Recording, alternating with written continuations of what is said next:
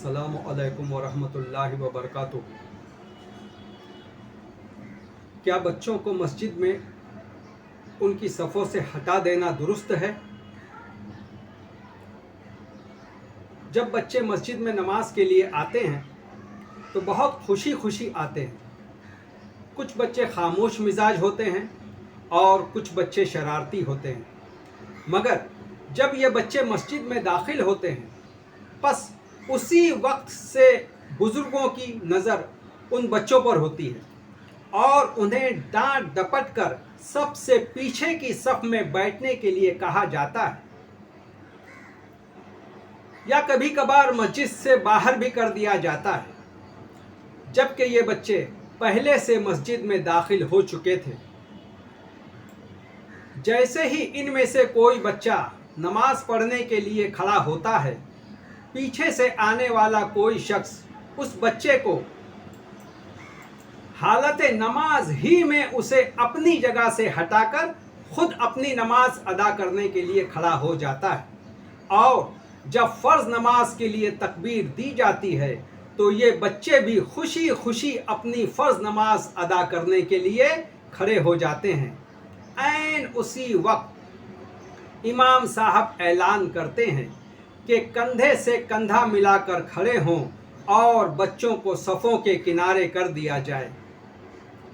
इस बच्चे को जो अपने बाप या बड़े भाई के साथ आया था, अब उस बच्चे को उसके बाप या उसके बड़े भाई से जुदा कर दिया जाता है। अब आप सोचिए कि उस बच्चे के दिल पर क्या बीत रही होगी कि उसे उसके बाप या भाई से जुदा कर दिया गया। कभी कभार बच्चों को डांटी भी दी जाती है और कभी कभार तो उन्हें मारा भी जाता है।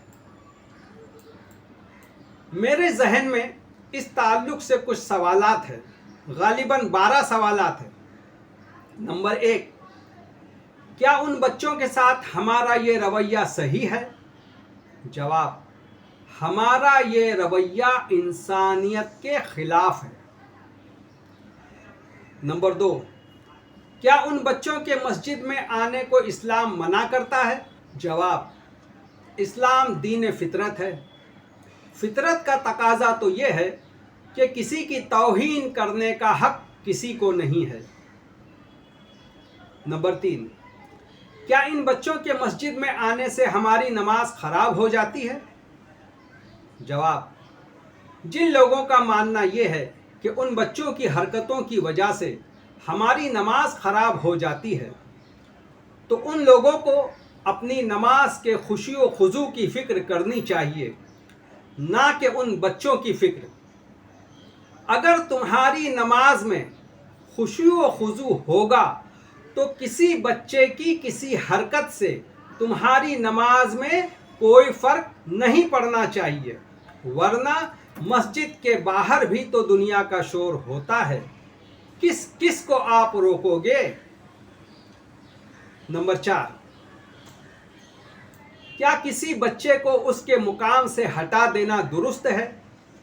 क्या दुनिया में कहीं ऐसा होता है? जवाब, किसी बच्चे को उसके मुकाम से हटा देना अल्लाह के दीन में जुल्म है। जुल्म का मतलब ही ये है कि किसी चीज़ को भी उसके मुकाम से हटा देना। इस जुल्म के ताल्लुक़ से कुरान क्या कहता है? सूरह बकरा आयत नंबर 114, उससे बढ़कर जालिम और कौन होगा जो अल्लाह की मस्जिद में अल्लाह की इबादत से मना करे और उस मस्जिद को वीरान करने की कोशिश करे। ऐसे लोगों को कोई हक नहीं पहुंचता कि वो उस मस्जिद में दाखिल हों। ऐसे लोगों के लिए दुनिया में रुसवाई है और आखिरत में दर्दनाक अजाब। नंबर 5, इन बच्चों के मस्जिद में आने से हमें खुश होना चाहिए या नाराज़? जवाब, अगर कोई शख्स नॉर्मल है तो वो शख्स खुश होगा, और अगर कोई शख्स एबनॉर्मल है तो वो शख्स नाराज होगा। नंबर 6, इन बच्चों को फ़र्ज़ नमाज के वक्त सफ़ों के बीच से क्यों हटाया जाता है?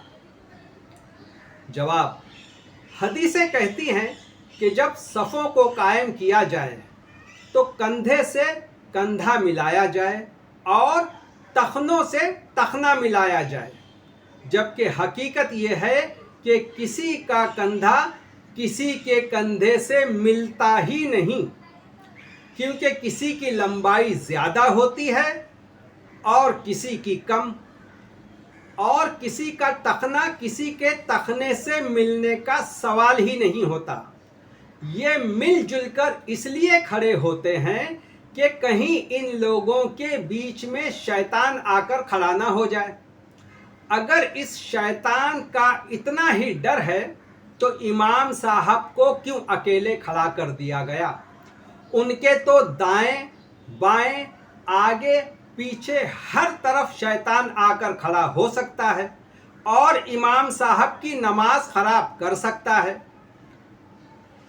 हकीकत ये है कि अगर इन बच्चों को किसी भी सफ़ के बीच में जगह दी जाए तो और उन्हें प्यार और मोहब्बत के साथ अपनी जगह खड़ा रखें तो ये शरारत ही नहीं करेंगे। नंबर 7, क्या नबी करीम सल्लल्लाहु अलैहि वसल्लम का रवैया भी इसी तरह का था जैसा उन बुज़ुर्गों का है? जवाब, जी नहीं। जब इमाम हसन और इमाम हुसैन बच्चे थे और नबी करीम सल्लल्लाहु अलैहि वसल्लम दौरान इमामत और सजदे की हालत में होते, उस वक्त ये दोनों बच्चे आप सल्लल्लाहु अलैहि वसल्लम की गर्दन पर और पीठ मुबारक पर सवार हो जाते थे। आप सल्लल्लाहु अलैहि वसल्लम उस वक्त तक सजदे से सर नहीं उठाते थे जब तक ये दोनों बच्चे यानी इमाम हसन और इमाम हुसैन आप सल्लल्लाहु अलैहि वसल्लम के बदन से नीचे नहीं उतर जाते। ये थे हमारे नबी के इखलाक। क्या हमारे ये बुजुर्ग हजरात इस वाक़े से कोई सबक लेंगे?